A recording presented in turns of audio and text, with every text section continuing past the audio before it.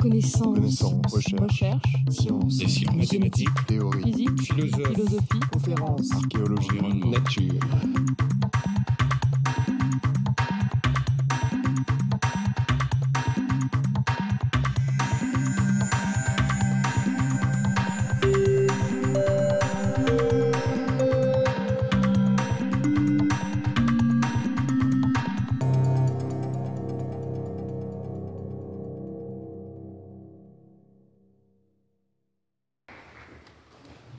Bien, je pense qu'à partir de cet exposé, il y a de nombreuses questions, réflexions, et vous avez la parole.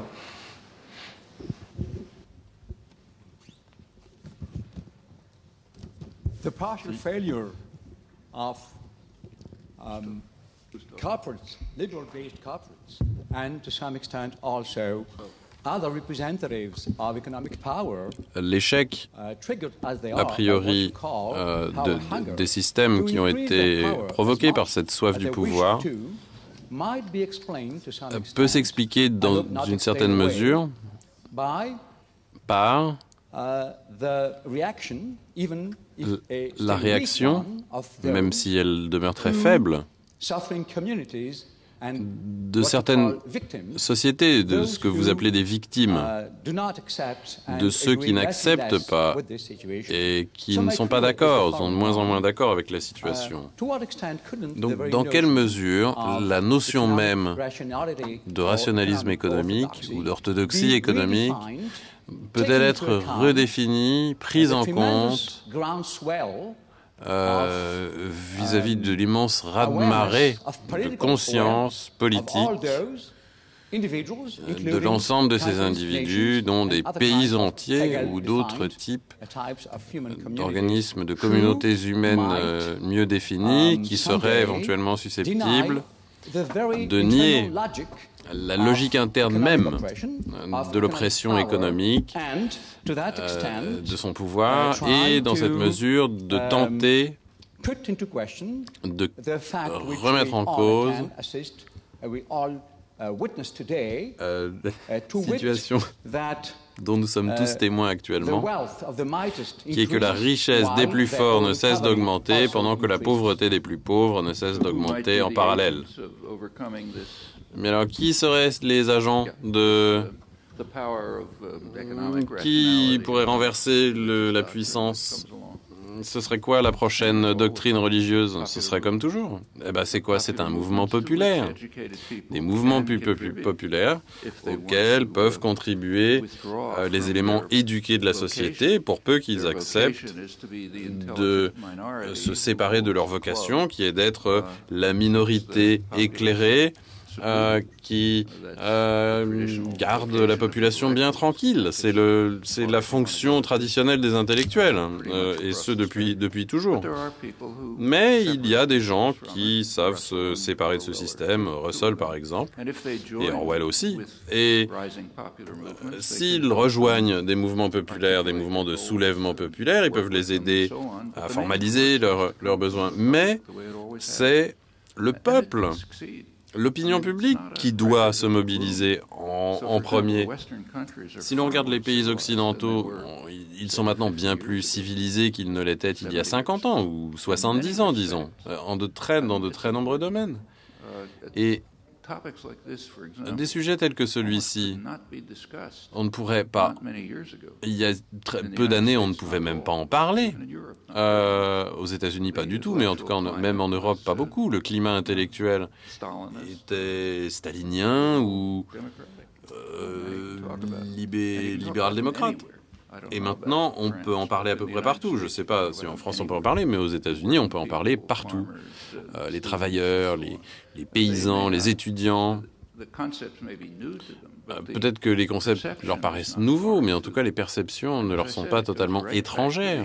Et ça remonte aux origines même de la révolution industrielle aux États-Unis. Et le même est vrai dans de très nombreux autres domaines. Prenez par exemple les droits des femmes.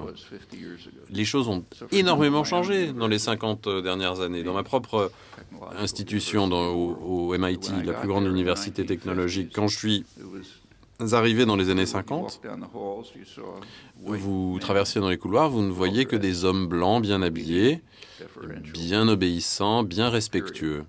Point final. Maintenant, quand vous prenez les couloirs, vous avez la moitié de femmes, un tiers de minorités, habillées n'importe comment. Et c'est pas uniquement symbolique. Ça veut dire que les relations sociales ont vraiment changé. Et cela reflète des choses. On a beaucoup de militantisme, et à un degré qui n'existait pas il y a 50 ans. Et c'est vrai sur l'ensemble de la planète, et en Europe aussi certainement. Des changements se produisent. Il y a bien plus d'opposition aux agressions qui ne pouvaient en exister dans les années 60.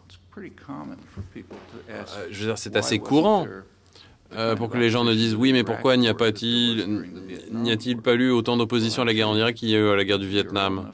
Mais je ne sais pas, mais pour ceux d'entre vous qui sont assez vieux, il y a bien une opposition bien plus forte à la guerre en Irak qu'il n'y en a eu pour la guerre du Vietnam. Essayez d'y repenser. Il n'y a eu quasiment aucune opposition à l'invasion du Vietnam. En fait, elle était soutenue très puissamment. Il y avait... les manifestations étudiantes étaient réprimées. Il y avait même des contre-manifestations pour ceux qui manifestaient contre la guerre. Et les États-Unis n'ont pas pu faire ce que les libéraux-démocrates ont pu faire dans les années 60. En fait, dans les années 60, il n'y avait quasiment aucun souci de la nature, de l'environnement. Maintenant, c'est un mouvement de masse. Les gouvernements, les entreprises doivent travailler dur pour s'assurer que ça ne mène pas à des bouleversements qui seraient susceptibles de remettre en cause leur autorité. Mais tout ça, c'est pas un cadeau des riches et des puissants, c'est pas un cadeau des dirigeants politiques. C'est quelque chose qui vient du militantisme populaire, comme tout ce qui a pu se produire avant. Et je veux dire, il n'y a pas de baguette magique à part celle-là.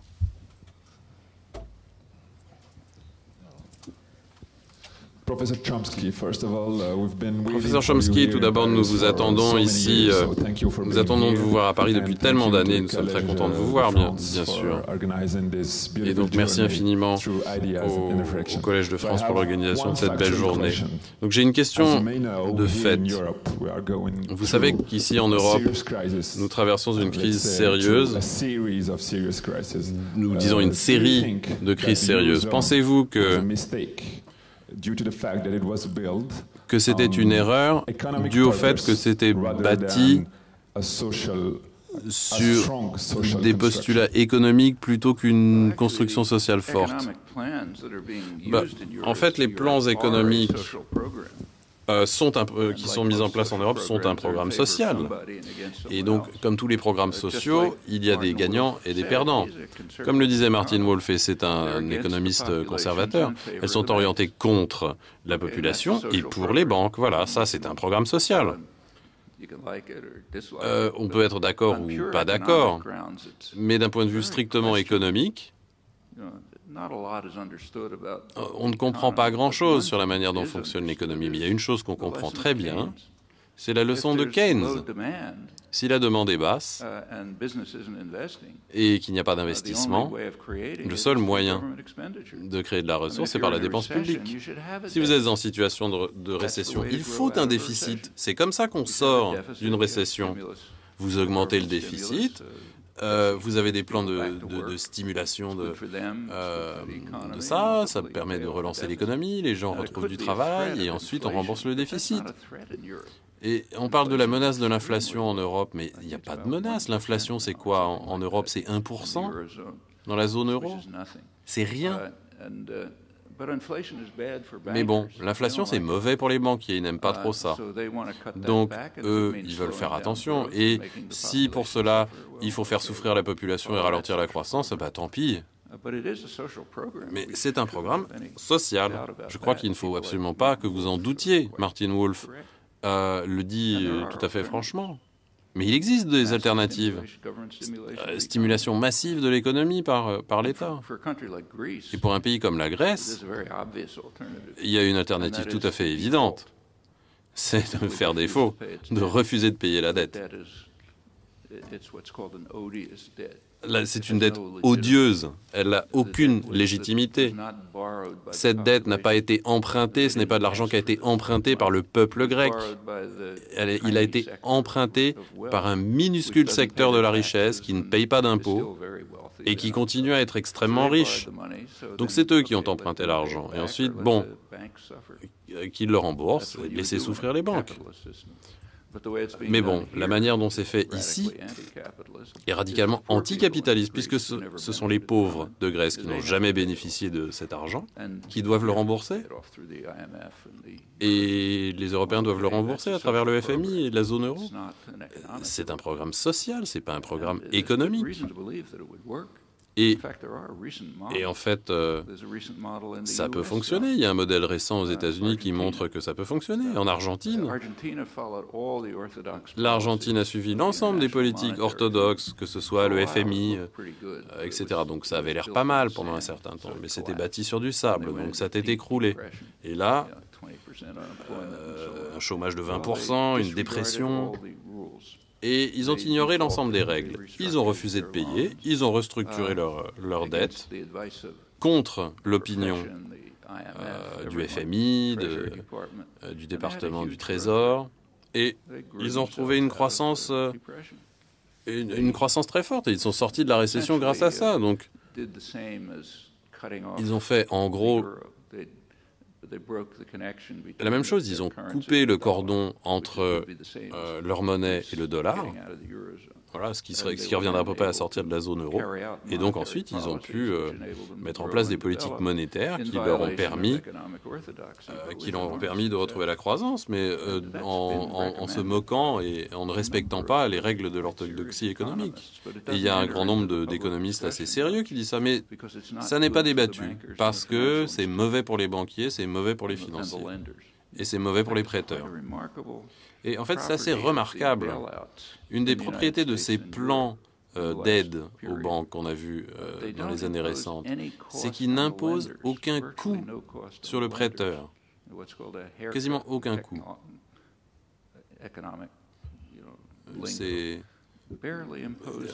Ils ne sont pas tondus, comme on dit dans le langage économique. En fait, si on fait de mauvais prêts, tant pis pour eux, non? Dans un système capitaliste. Mais ici, non. Yeah, I want to try to clarify what you say. Je cherche à clarifier ce que vous dites, parce que d'un côté, vous parlez de progrès. Of progress. The progress. You mentioned that there is progress in, in your university, etc. Vous dites qu'il y a des progrès qui sont faits dans votre MIT, etc. Mais vous parlez aussi d'une baisse des salaires relatifs, d'une détérioration des conditions économiques. Donc je voudrais que vous clarifiez ces deux images. Est-ce que les choses... Donc d'un côté, vous dites que... vous avez dit dans une interview avec Bayer-Jean qu'il n'y a jamais eu autant d'anarchistes. Mais vous dites aussi qu'il ne faut pas dire du bien des communistes, que malgré tout, dans les années 30, c'était les communistes qui organisaient le mouvement populaire et qui ont rendu possible le New Deal.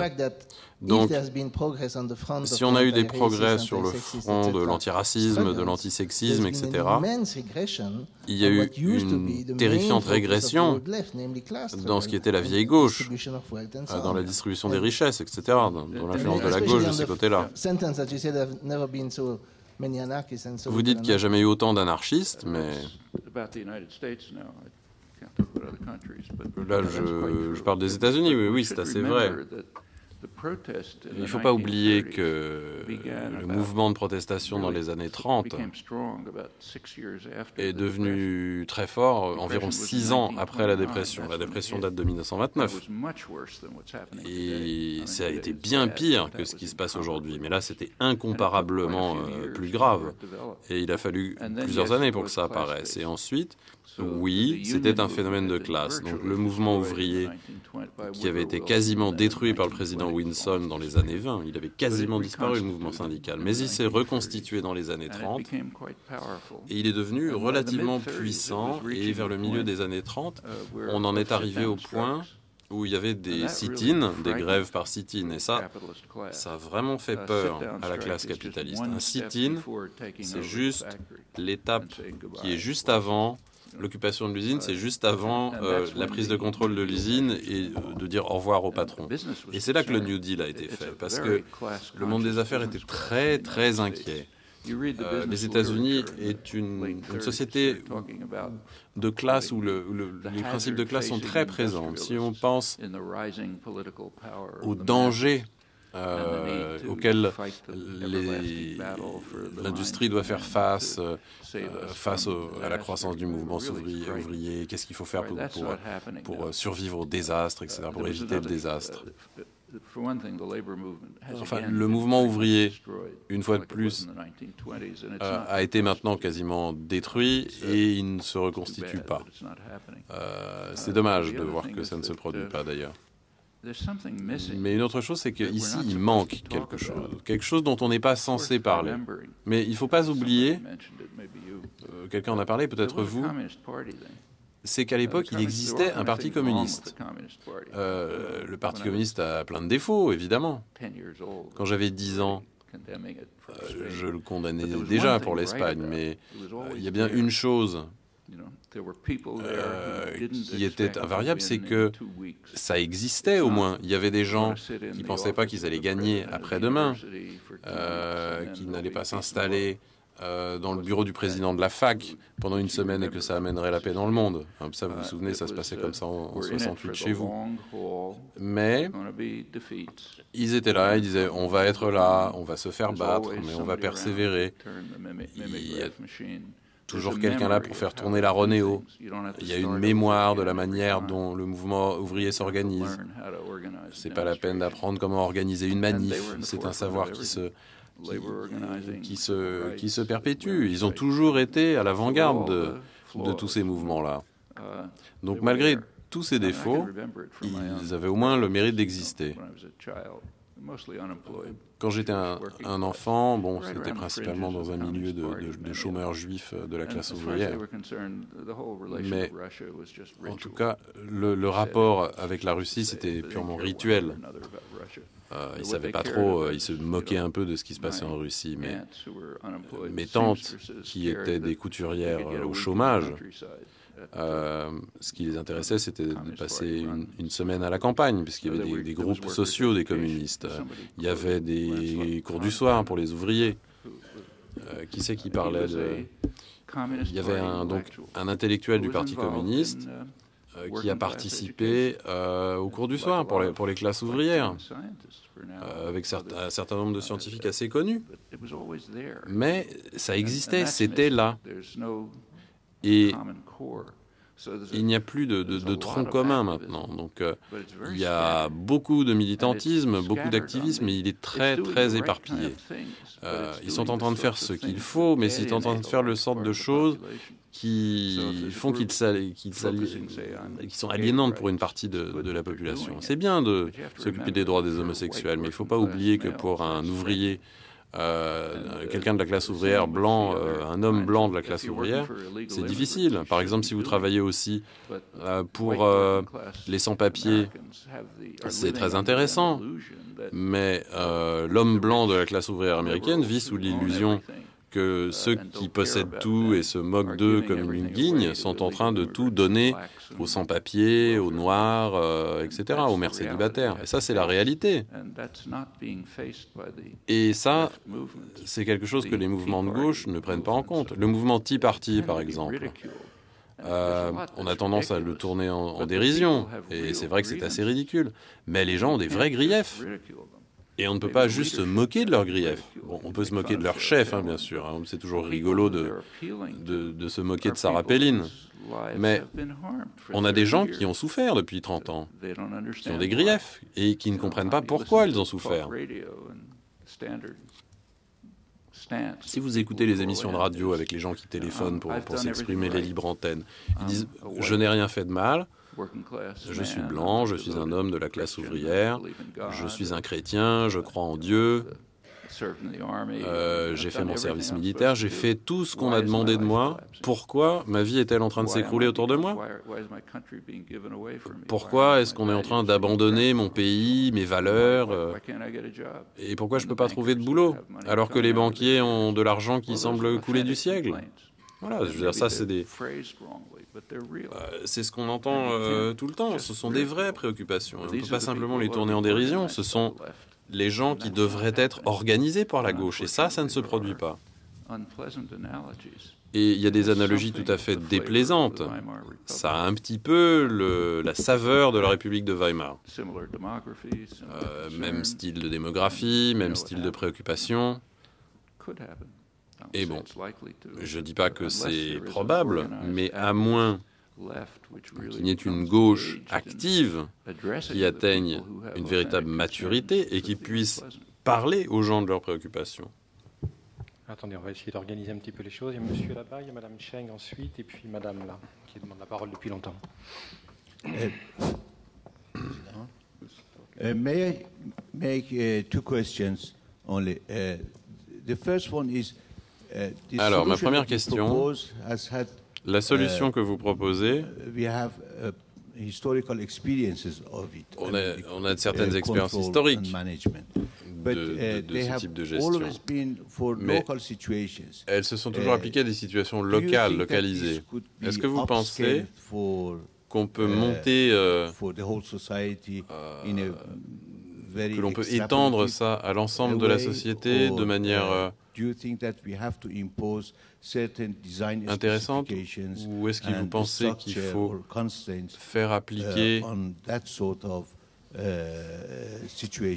certain nombre de restrictions là-dessus? Deuxième question, je voudrais connaître votre opinion sur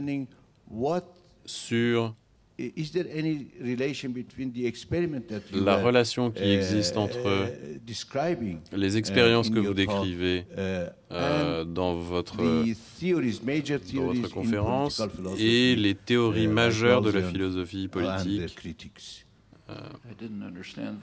Je ne suis pas sûr d'avoir très bien compris. Vous avez compris ce qu'il a dit, ce monsieur? En fait, je n'entends pas très bien.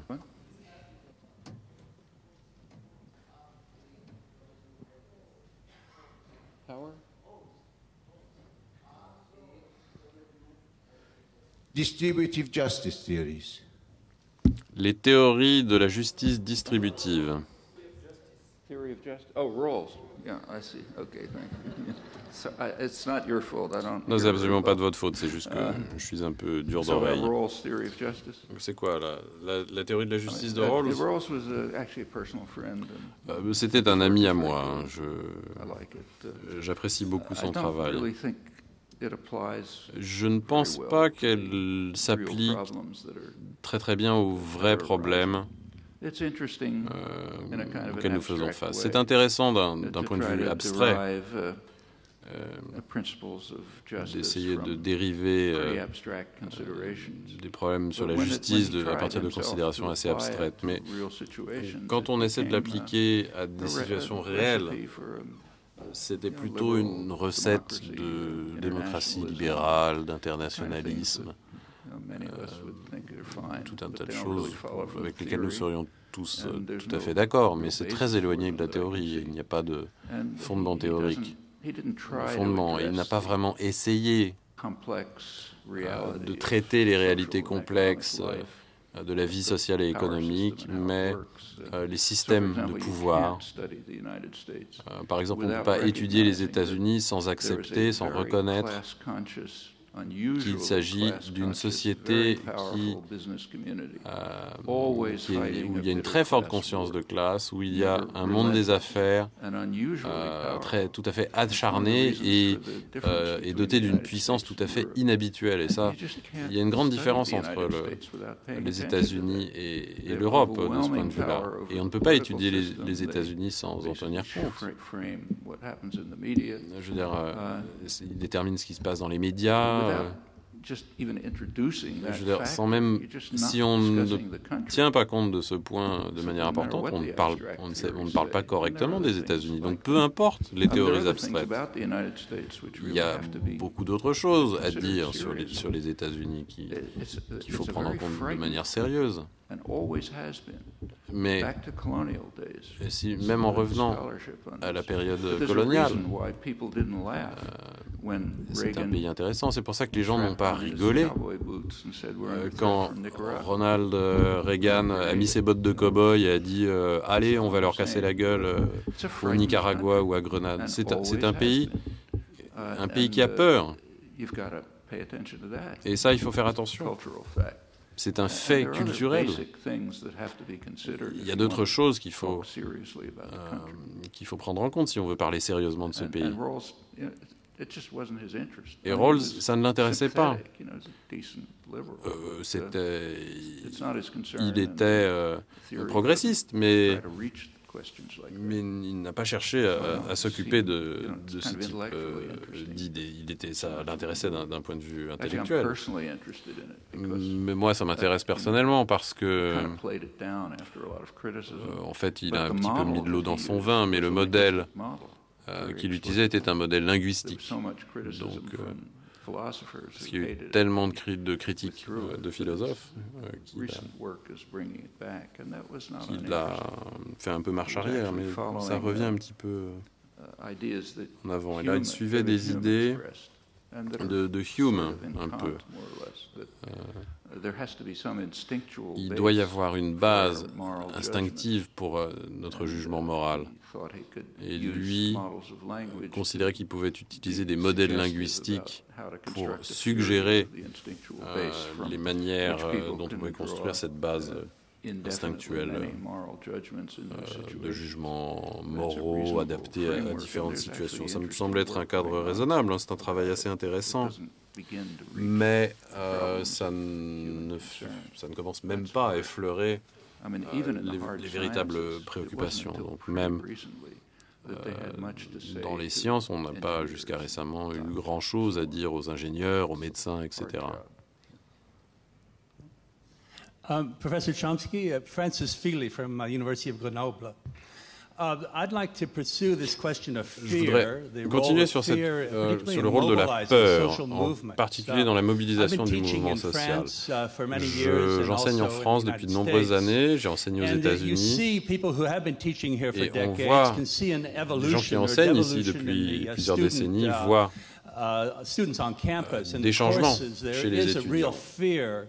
Il existe de plus en plus une véritable peur, et elle se traduit dans l'autocensure, dans une sorte d'apathie et dans un intérêt croissant dans l'argent. L'argent, c'est la liberté. D'avoir 45 € dans la poche, c'est la liberté. Et le monde des idées, l'échange, les échanges, les dialogues avec des gens qu'on ne connaît pas bien, mais pour parler de sujets importants, c'est réduit et maintenant c'est quasiment rien.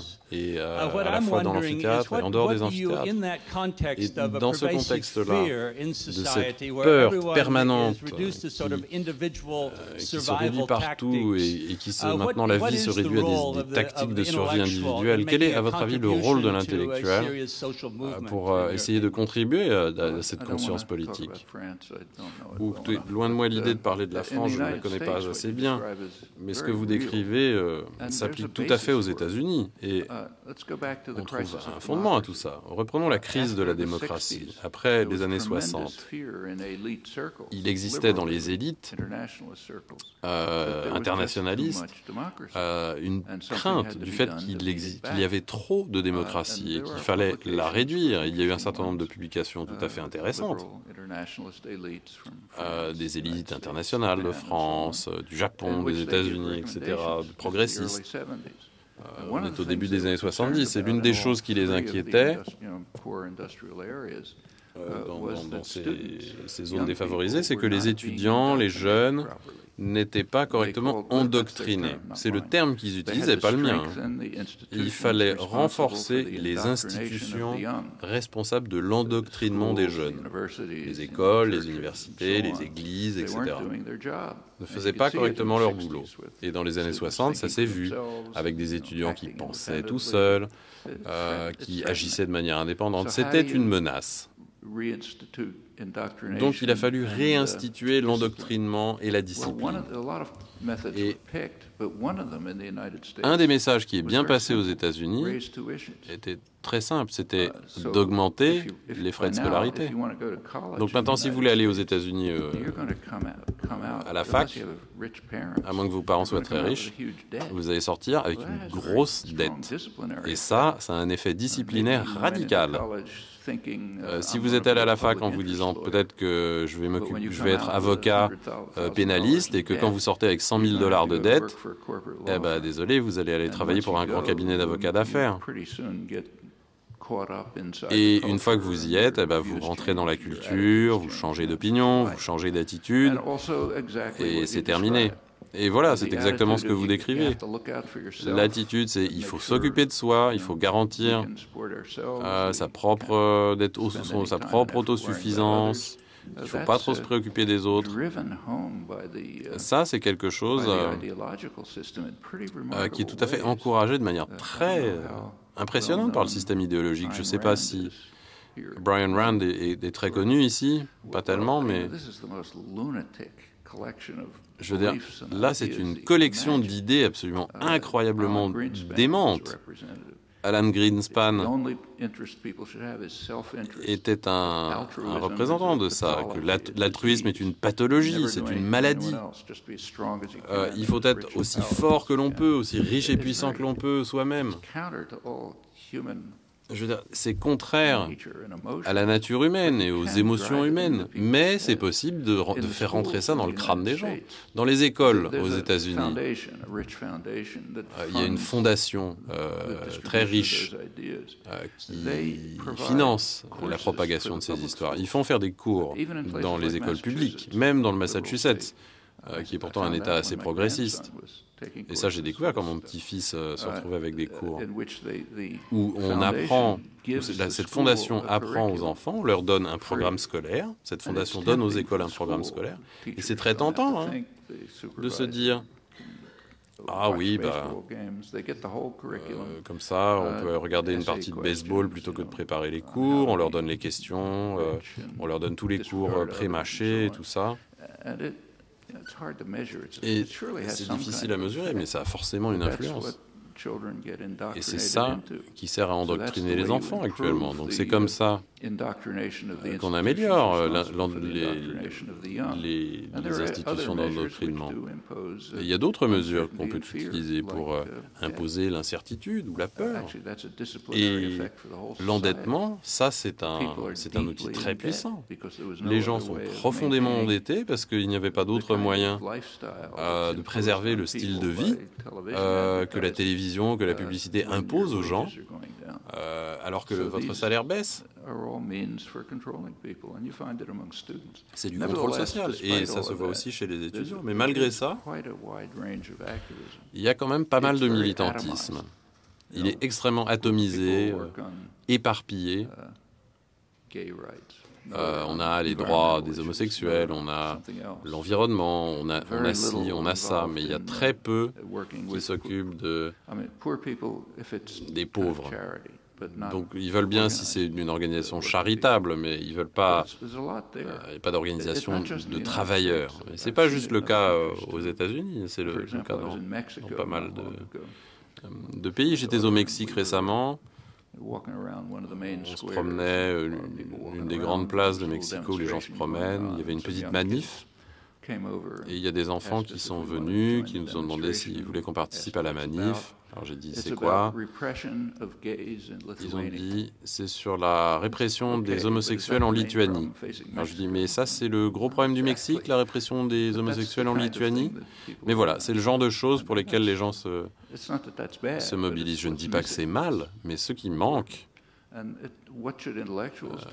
Et les intellectuels, qu'est-ce qu'ils doivent faire? Ils devraient pouvoir aider à renverser la vapeur. Il y a plein de choses à faire. Yes, Professor Chomsky. Yes. Oui, professeur Chomsky. Yes. Well, first of all, thank you for Tout d'abord, merci infiniment d'être venu nous parler dans la vieille Europe. Merci également pour nous avoir dit que vous avez noté un certain nombre de progrès dans le MIT ces 50 dernières années sur le front de l'égalité des sexes, des minorités et ainsi de suite. Mais si vous me permettez une aparté ici, dans notre institution, ici au Collège de France, nous progressons très lentement dans ces domaines, puisque sur 52 chaires, il n'y en a que 3 qui sont occupées par des femmes. Donc, mais nous espérons que le changement viendra de ce côté-là. Mais de manière plus sérieuse,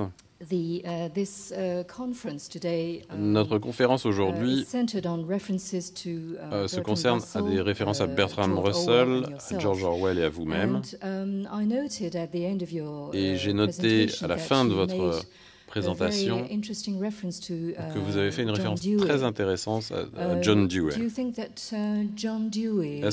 Croyez-vous que John Dewey peut toujours être une ressource dans sa conception de la démocratie? Est-ce que c'est une ressource possible pour essayer de mettre en place, de penser une alternative démocratique? Dewey est un cas intéressant. C'est le philosophe social principal du pays.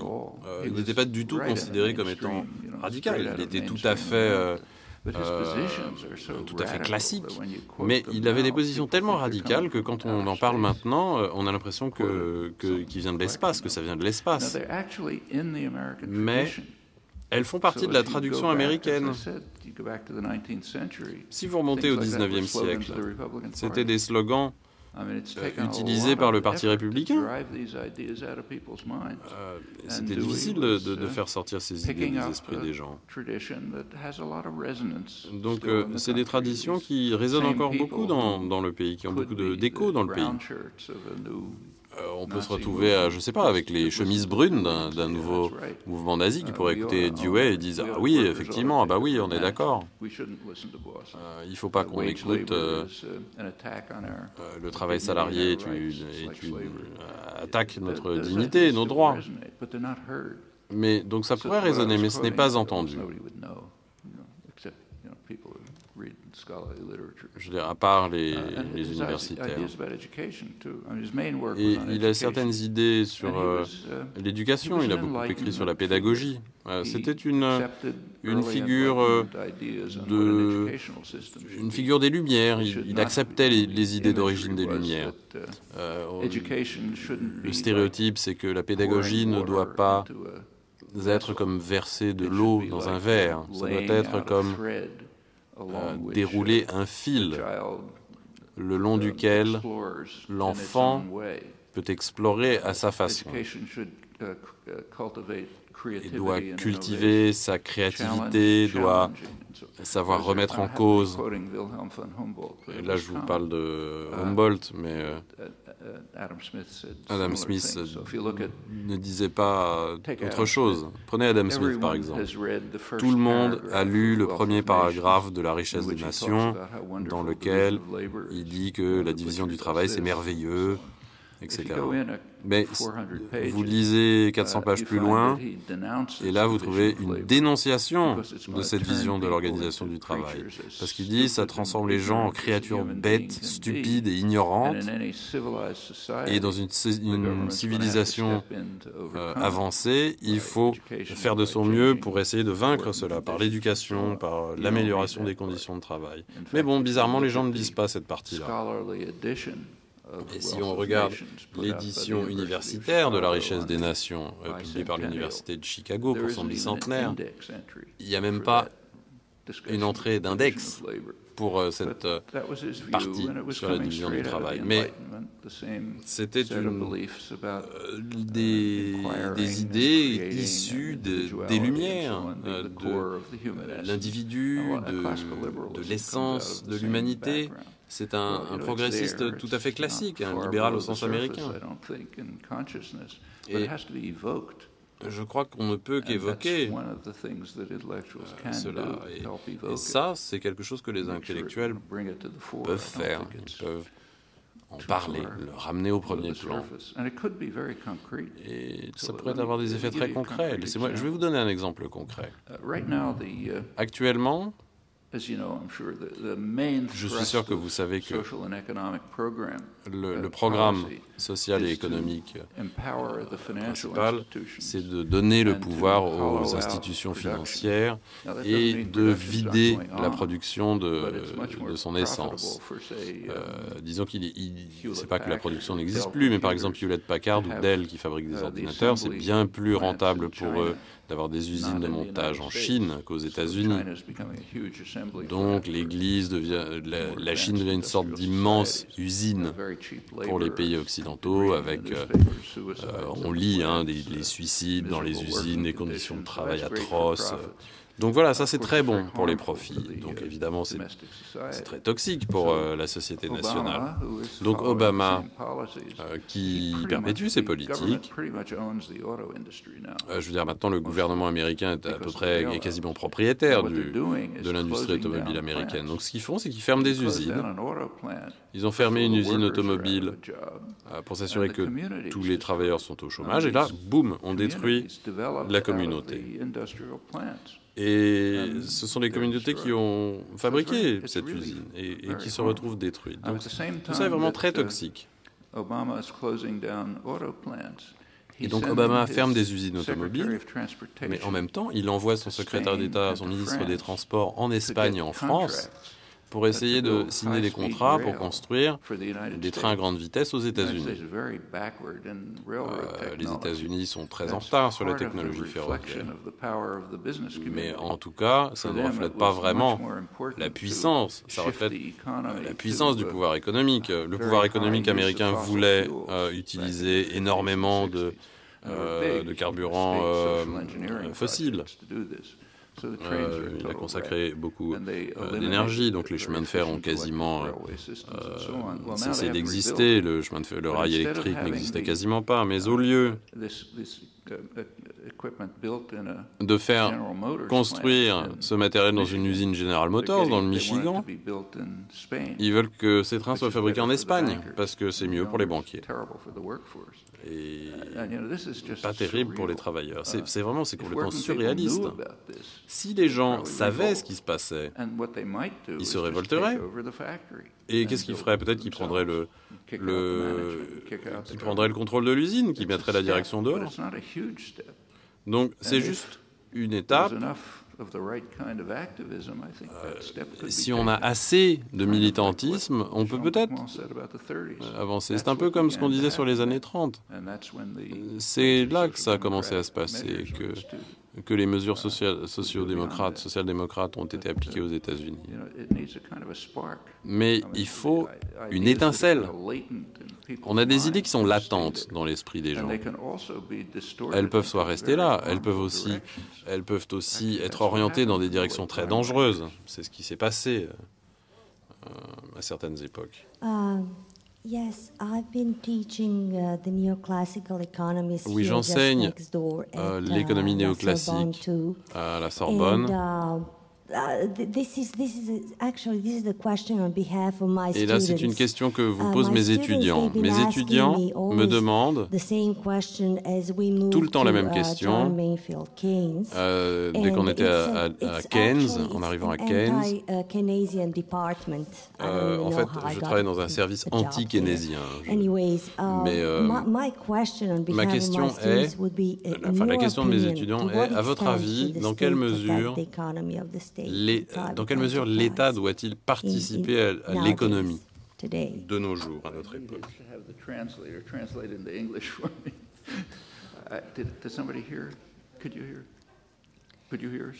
To what extent should the state protect the economy of the state? today, nowadays? To what extent should the economy protect the state?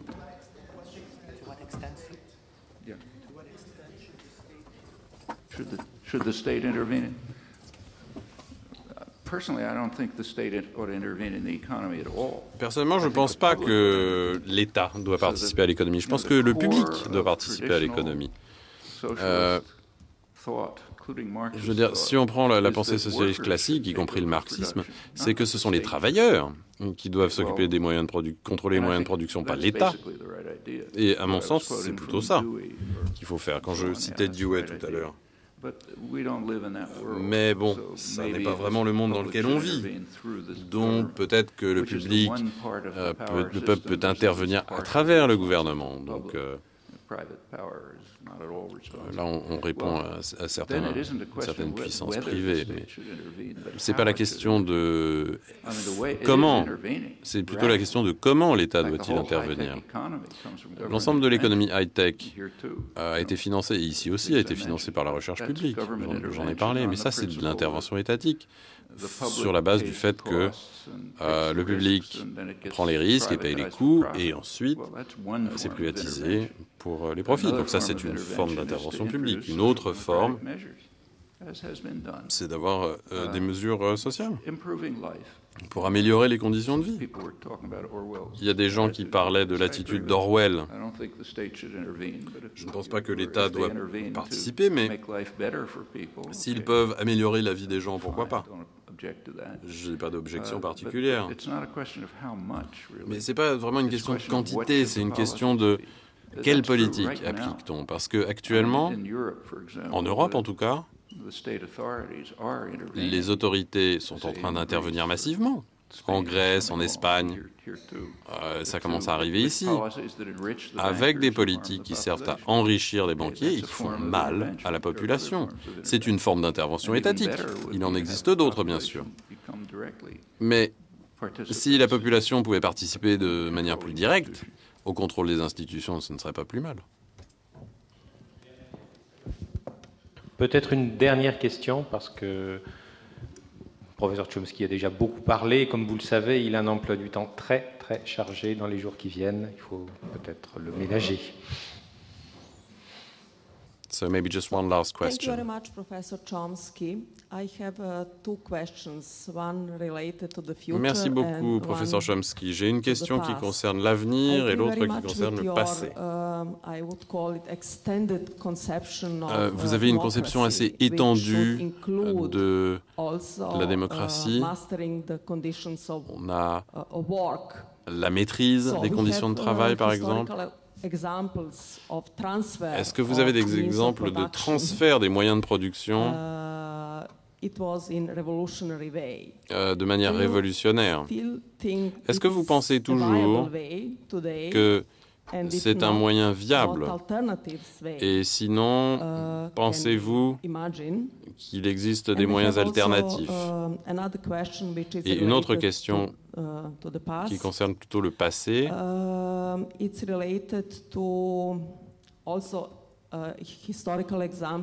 exemple historique de ce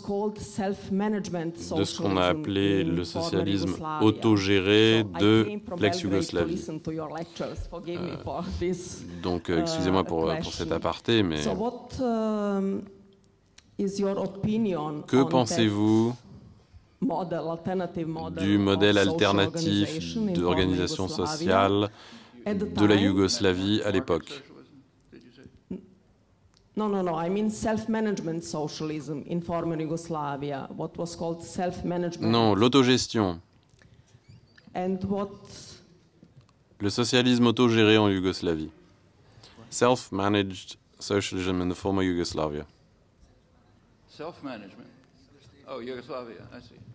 And does that fact et le fait que la Yougoslavie ait été un exemple d'une alternative possible au socialisme, a-t-il joué un rôle dans la destruction de la Yougoslavie, à votre avis, ce modèle alternatif d'organisation sociale?